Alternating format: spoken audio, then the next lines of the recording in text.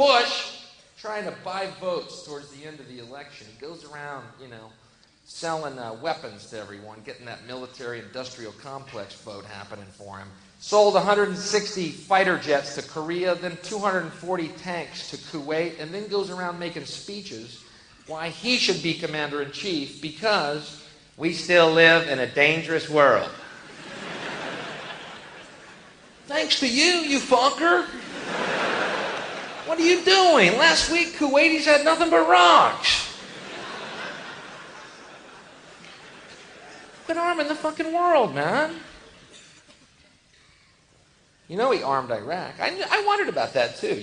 During the Persian Gulf War, those intelligence reports would come out. Iraq, incredible weapons. Incredible weapons. How do you know that? Well...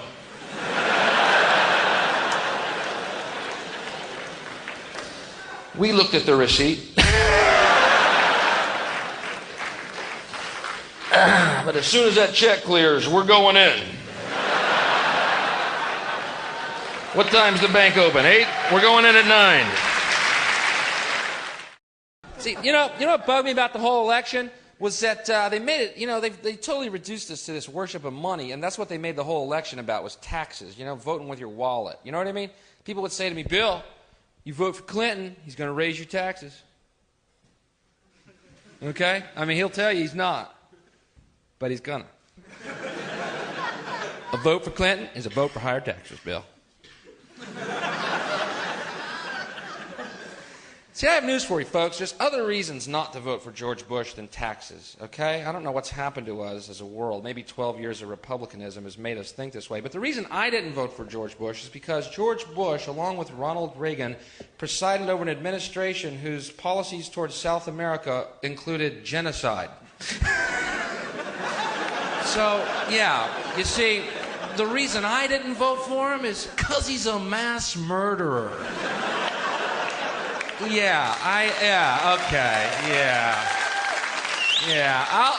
I'll pay that extra nickel on a liter of petrol just knowing little brown kids aren't being clubbed to death like baby seals in Honduras so Pepsi can put a plant down there. I'll pay the extra nickel. Huh? That's what bugged me about Bush, man. This whole thing about him being the foreign policy expert. You know what I mean? Yeah, well, when it comes to foreign policy, George Bush is the man I trust. He's got the, experience and look at the coalition against Iraq. Incredible. Incredible. That huge coalition, that giant coalition that included England. Yeah, that must have been hard. The two predominantly white nations going blowing the shit out of this little brown nation. What a hard sell that must have been for John Major, huh? John, George Bush, how are you? Good. We have a disgruntled masses getting really bored here. How about a little fireworks? Well, let's go through the Rolodex. No, Noriega got him. Oh, here's one. Saddam Hussein. That'll look good. Let's go kill some sand niggers, yeah? Brilliant, brilliant. We'll be there. Right. We'll be there. Brilliant. People often ask me where I stand politically. It's not that I disagree with Bush's economic policy or his foreign policy. It's that I believed he was a child of Satan here to destroy the planet Earth. A little to the left. And it's weird. Politics does make strange bedfellows, man. When the dust settles to see what side you're on. It's really odd. You know what I mean? I was reading in the paper on Wednesday after the election's over, and there's a quote from Saddam Hussein going, "We have nothing against America. We just want to see George Bush beheaded and his head kicked down the road like a soccer ball." I'm thinking, that's what I want to see. Cool. Me and Hussein, we're like this, man. Saddam. The point I'm making is about the idea of freedom of expression, and I believe that there's this agenda in mainstream media, and I think it's fairly easy to back this up, to keep people stupid, docile, and apathetic, and therefore the elite who own these corporations and the families that own the corporations, even fewer people, their agenda is to keep us stupid and apathetic. That's why I love public access, and again, thanks for having me on. We have figured it out. Go back to bed, America. Your government has figured out how it all transpired. Go back to bed, America. Your government is in control again. Here's American Gladiators. Watch this. Shut up. Go back to bed, America. Here's American Gladiators. Here is 56 channels of it. Watch these pituitary retards bang their fucking skulls together and congratulate you on living in the land of freedom. Here you go, America. You are free to do as we tell you. You are free to do as we tell you. What about Clinton? Is there any hope in Clinton? There's no fucking hope in that guy. They're all the same. I'll show you politics in America. Here it is, right here.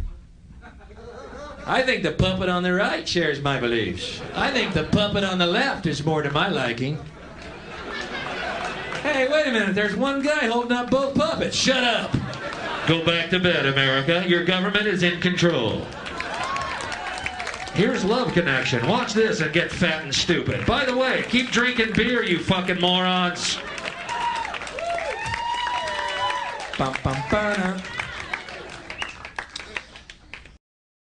Do audiences get upset sometimes by what you say? Yeah. I mean in America, anyway. Occasionally, there are some members of the audience who don't find it funny, and therefore they paid money, therefore they get upset, yeah. What am I supposed to do when half the people are going, that was great, and the other half are going, you're evil?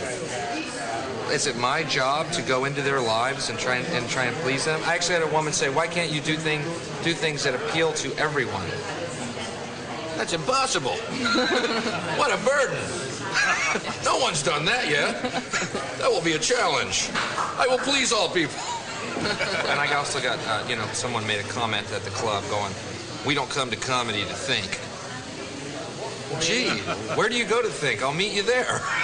We don't have to do this here. Isn't there a sort of halfway between? But my way is halfway between. I mean, this is a nightclub, and these are adults. And what do you expect? What you're going to see on TV? No, this isn't TV live. And also, it's my show. Yes. What am I supposed to do? Change my own outlook and my beliefs to be what to them?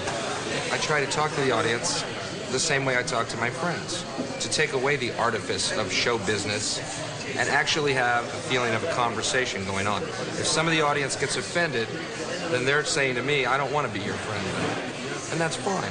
But what's your background? Where do you come from? I come from a Southern Baptist household. Does that make sense? What does your mum and dad think? They don't like it at all. They don't? No. And it's offensive. Would you mind them coming to see it? Not at all. No, they come to see me all the time. They don't get it, My dad, Bill, do you have to use the F word in your act? Bob Hope doesn't need to use the F word in his act. Yeah, well, Dad, Bob Hope doesn't play the dives I play. Yeah, right. So you don't so much give them what they want, you give them what you want. Sure. You know why? Because I honestly believe that we're all the same. And I think to go, well, I'll give them what they want is very condescending. And I don't try to condescend to people, And that's why I treat them like my friends. And I guess that's a shocking way to behave in this world for some people. It's admirable, actually. For some people, but I don't sit there and go, well, you are all a bunch of idiots, so I will do things I don't believe in to amuse you. But they want to be entertained, don't they? Well, I mean, they want to when laugh. did thinking not become entertaining? They don't want to think. They don't want to think. What am I supposed to do? Am I supposed to go out and tickle them individually? We have to express an idea here. Well, this is why we want to put something on TV that does question these, where one draws the line. What is there are no acceptable lines. and what... There are no lines. I say erase all the lines. Yes, but that's what our program is all about. Well, it's all very well to say that, but it's not the, it's where you can draw the line. Can I recommend some juggler that you might like? Here's what we can do to change the world right now to a better ride. Take all that money we spend on weapons and defense each year and instead spend it feeding, clothing, and educating the poor of the world, which it would many times over, not one human being excluded, and we can explore space together, both inner and outer, forever in peace. Thank you very much. You've been great. I hope you enjoyed it. London, you're fantastic. Thank you. Thank you very much.